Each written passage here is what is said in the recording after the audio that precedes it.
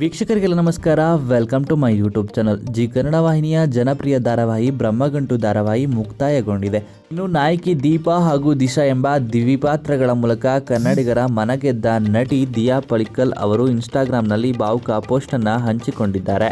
ಸತತವಾಗಿ 3 ವರ್ಷಗಳ ಕಾಲ ತಮ್ಮ ನಟನೆಯಿಂದ ವೀಕ್ಷಕರನ್ನ ರಂಜಿಸಿದ್ದ ದಿಯಾ ತಮ್ಮ ಪಾತ್ರದ ಪಯಣ ಹಾಗೂ ಸಹ ಕಲಾವಿದರ ಜೊತೆಗಿನ ಸುಖಕರ ಪಯಣವನ್ನು ನೆನಪಿಸಿಕೊಂಡಿದ್ದಾರೆ.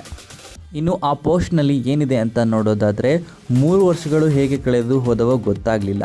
ಇಂದು ದೀಪಾ ಹಾಗೂ ದಿಶಾ ಪಾತ್ರಗಳಿಗೆ ವಿದಾಯ ಹೇಳುವಾಗ ನನ್ನ ಹೃದಯ ತುಂಬಿ ಬರುತ್ತಿತ್ತು.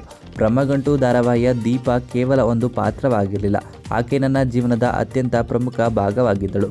ನನ್ನ ನೈಜ ಜೀವನ ಶೈಲಿಗಿಂತ ತೀರಾ ವಿಭಿನ್ನವಾದ ಪಾತ್ರ, ಸಂಪೂರ್ಣ ಗ್ಲಾಮರ್ ರಹಿತ ಪಾತ್ರದಲ್ಲಿ ಅಭಿನಯಿಸಿದ್ದು ನನಗೊಂದು ದೊಡ್ಡ ಪಾಠವನ್ನೇ ಕಲಿಸಿತು. ಒಂದೇ ಧಾರಾವಾಹಿಯಲ್ಲಿ ದೀಪಾ ಹಾಗೂ ದಿಶಾ ಎಂಬ 2 ವಿಭಿನ್ನ ಪಾತ್ರಗಳನ್ನು ನಿರ್ವಹಿಸಲು ಅವಕಾಶ ಸಿಕ್ಕಿದ್ದು ನನ್ನ ಅದೃಷ್ಟ ಎಂದು ಭಾವಿಸುತ್ತೇನೆ ಎಂದಿದ್ದಾರೆ. ಇನ್ನು ಬ್ರಹ್ಮಗಂಟು ಧಾರಾವಾಹಿಯಲ್ಲಿ ಸಾಕಷ್ಟು ನಟ ನಟಿಯರಿಗೂ ಕೂಡ ಧನ್ಯವಾದಗಳನ್ನ ತಿಳಿಸಿದ್ದಾರೆ. ಹಾಗೆಯೇ ಸಹ ನಟರು ಮತ್ತು ಸೆಟ್ನಲ್ಲಿ ಪ್ರತಿದಿನವೂ ಮೋಜಿನಿಂದ ಕೊಟ್ಟಿರುವಂಥ ನೋಡಿಕೊಂಡಂಥ ಕೋಸ್ಟಾರ್ ಎಲ್ಲರಿಗೂ ಕೂಡ ಧನ್ಯವಾದಗಳನ್ನ ಕೃತಜ್ಞತೆಗಳನ್ನ ತಿಳಿಸಿದ್ದಾರೆ ನಟಿ ದೀಪಾ ಅಂತಲೇ ಹೇಳ್ಬೋದು.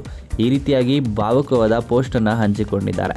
ಇನ್ನು ಈ ವಿಡಿಯೋ ಇಷ್ಟ ಆಯಿತು ಅಂದರೆ ವಿಡಿಯೋಗೆ ಲೈಕ್ ಮಾಡಿ. ಇದೇ ರೀತಿಯ ಮತ್ತಷ್ಟು ಹೆಚ್ಚಿನ ವಿಡಿಯೋಗಳಿಗಾಗಿ ನಮ್ಮ ಚಾನಲ್ಗೆ ಸಬ್ಸ್ಕ್ರೈಬ್ ಮಾಡಿ.